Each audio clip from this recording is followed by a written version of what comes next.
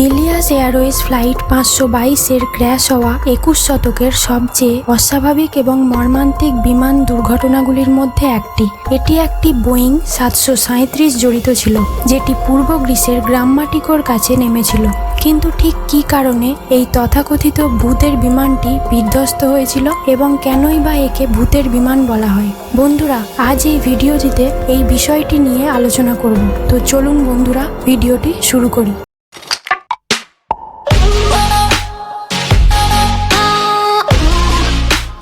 Helios Airways সাইপ্রেসের লানার্কা ভিত্তিক একটি কম খরচের বিমান সংস্থা।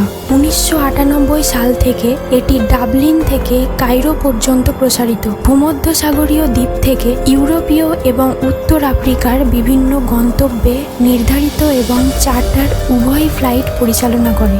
হেলিওসের নির্ধারিত গন্তব্যগুলির মধ্যে একটি ছিল চেকের রাজধানী প্রাগের এবং এটি সেখানে লানার্কা থেকে ফ্লাইট নম্বর JU522 এর অধীনে উড়ছিল। এই ফ্লাইটে গ্রিকের রাজধানী এথেন্সে একটি মধ্যবর্তী যাত্রা বিরতি ছিল। লানার্কা থেকে এর নির্ধারিত প্রস্থানের সময় ছিল সকাল 9টা এবং 14 আগস্ট 2005 সালে এটি আকাশে পৌঁছায় মাত্র 7 মিনিট দেরিতে। 14 আগস্ট 2005 সালে সকালের সময় ছিল হেলিওস ফ্লাইট 522 সাইপ্রেসের লানার্কা ইন্টারন্যাশনাল এয়ারপোর্ট থেকে গ্রিসের এথেন্স ইন্টারন্যাশনাল এয়ারপোর্ট যাওয়ার জন্য রেডি ছিল। সকালের প্রায় 9টা বেজে 7 মিনিটে বিমানটি উড়ান নেয়। এই সময় ফ্লাইটে 115 জন প্যাসেঞ্জার এবং 6 জন ক্রিউ মেম্বার সহ 121 জন যাত্রী ছিল এবং বিমানটি উড়াচ্ছিল 58 বছরের German contract base pilot Hans Jurgen Marten, যার প্রায় 16,900 ফ্লাইট আওয়ার্সের অভিজ্ঞতা ছিল। আর কো পাইলটে ছিল 51 বছরের প্যাম্পাস চার্লাম্বাস, যার প্রায় 7,549 ফ্লাইট আওয়ার্সের অভিজ্ঞতা ছিল। আর ফ্লাইট অ্যাটেন্ডেন্ট হিসেবে ছিল অ্যান্ড্রেয়াস প্রোডরমো।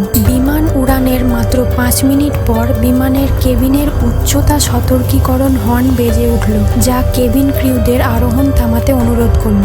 এই অ্যালার্মটি take off configuration warning alarm ছিল, যেটা দেখার পর দুজন পাইলট অবাক হয়, কারণ এই অ্যালার্মটি তখনই বাজে যখন ফ্লাইটটি গ্রাউন্ডে থাকে এবং উড়ার জন্য রেডি থাকে না। যাই হোক, শব্দটি টেক অফ কনফিগারেশন সতর্কতার মতোই ছিল এবং ক্রুরা এটিকে উপেক্ষা করেছিল। তারা তখন বর্তমানে জাহাজে ঘটছে কেবিনের চাপের ক্ষতি সম্পর্কে অবগত ছিল না। ফ্লাইটের 7 মিনিটের মাথায় পাইলটরা এয়ার কন্ডিশনার সমস্যার কথা জানান এবং এয়ারলাইন্সের অপারেশন বিভাগের সাথে যোগাযোগ করেন। ইতিমধ্যে 18,000 ফুট উচ্চতায় পৌঁছানোর পরে অক্সিজেন মাস্ক প্রতিস্থাপন করা হয়েছিল। 9:20 নাগাদ, মানে ফ্লাইটের ঠিক 13 মিনিট পরে ক্রুদের সাথে অপারেশন সেন্টারের শেষ যোগাযোগের সময় পাইলটদের সাথে যোগাযোগ ক্রমশ কঠিন হয়ে উঠছিল, কারণ তারা কেবিনের চাপ হ্রাসের ফলে হাইপক্সিয়ার লক্ষণগুলি অনুভব করতে শুরু করেছিল। বিমানটি অবশেষে 9:23 মিনিটে 34,000 ফুট উপরে ওঠা বন্ধ করে দিয়েছিল। 9:37 নাগাদ এথেন্স ফ্লাইট তথ্য অঞ্চলে প্রবেশ করার পর বিমানটি অটো পাইলটের উপর চক্কর দিতে শুরু করে, কারণ চাপের আরও ক্ষতি ক্রুদের অক্ষম করে তুলেছিল। পাইলটরা এয়ার ট্রাফিক কন্ট্রোল বার্তার উত্তর না দেওয়ার সাথে সাথে দুটি গ্রিক F-16 ফাইটার জেট ফ্লাইটটি বাধা দেওয়ার জন্য পাঠানো হয়েছিল। তারা 11:05-এ উড়ান দেয় এবং 11:24 মিনিটে প্লেনটির কাছে পৌঁছায়। এদের মধ্যে একটি ফাইটার জেট উড়তে উড়তে বিমানটির খুব কাছে চলে যায়, এটা দেখার জন্য যে বিমানটির মধ্যে আসলে কি চলছে। তো ফাইটার জেটটির পাইলটটি দেখেছিল যে বিমানটির মধ্যে কো পাইলটের সিটে একজন বসে আছে এবং মেন পাইলট নিজের সিটে নিচের দিকে মুখ করে অজ্ঞান হয়ে বসে আছে। তারপর ফাইটার জেটটি পেছনে গেল এবং প্লেনটির ভেতরে কি হচ্ছে সেটা দেখার জন্য। কিন্তু ফাইটার জেটের পাইলটের জন্য অবাক করা বিষয় ছিল যে বিমানটির কাছে দুটো ফাইটার জেট থাকার পরেও কোনো প্যাসেঞ্জার একবার ঘুরে দেখলও না এবং কোনো রিয়াকশন পাওয়া যায়নি তাদের থেকে। তখন 11:49 মিনিটে ফাইটার জেটের পাইলট দেখলো যে একজন বিমানটির কেবিন থেকে ককপিটের দিকে যাচ্ছে এবং কিছু সেকেন্ডের মধ্যে তাকে বিমানটির পাইলট সিটে বসে থাকতে দেখা যায়।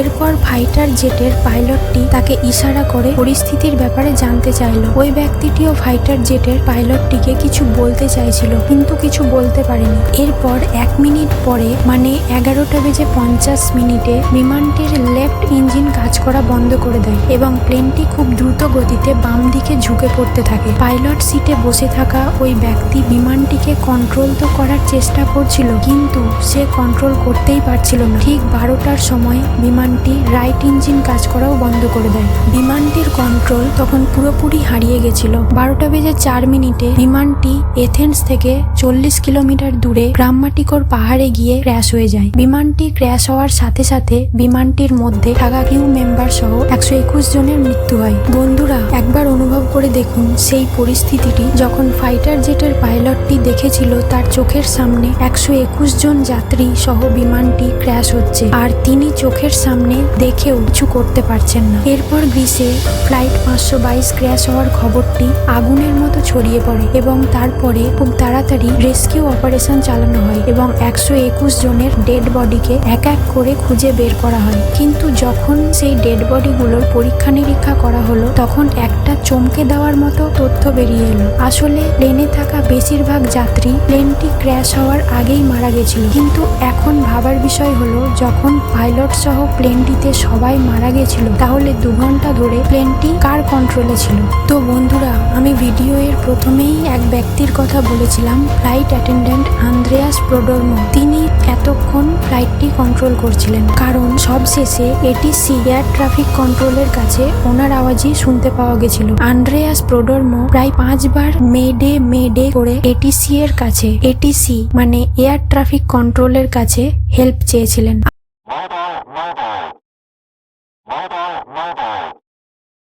আপনি এখন জানতে চাইবেন যে মেইডে আসলে কি এবং এটা বলেই তিনি কেন ডেকেছিলেন। আসলে মেইডে শব্দটি বিমানের এমার্জেন্সি পারপাসে রেডিও কমিউনিকেশনের জন্য ব্যবহার করা হয়। এর অর্থ হলো হেল্প মি। আন্দ্রেয়াসের কাছে ইউকে কমার্শিয়াল পাইলটের লাইসেন্স তো ছিল, কিন্তু এতটাও এক্সপিরিয়েন্স ছিল না যাতে তিনি বোয়িং 737-এর মতো প্লেন কন্ট্রোল করতে পারেন। কিন্তু তাও তিনি এই বিমানটিকে ঘন জঙ্গল থেকে দূরে নিয়ে যেতে সক্ষম হয়েছিলেন। যখন এক্সপার্টরা এই ঘটনার পেছনের কারণ জানার জন্য পরীক্ষা নিরীক্ষা শুরু করে তখন সামনে এলো যখন প্লেনটি লেফট সাইডে ঝুঁকে গেছিল, তার মানে প্লেনটিতে তখন লেফট সাইডের ইঞ্জিনে ফুয়েল শেষ হয়ে গেছিল। কিন্তু তখনও এই ভয়ঙ্কর ঘটনার মূল কারণ জানা বাকি ছিল, যখন হঠাৎ একজন ইনভেস্টিগেটিভ অফিসারের নজর কন্ট্রোল প্যানেলের একটি বাটনের দিকে গেল এবং বাটনটি ছিল প্লেনের প্রেসারাইজ বাটন। এই বাটনের মাধ্যমে প্লেনের মধ্যেকার প্রেসার সেট করা হয়।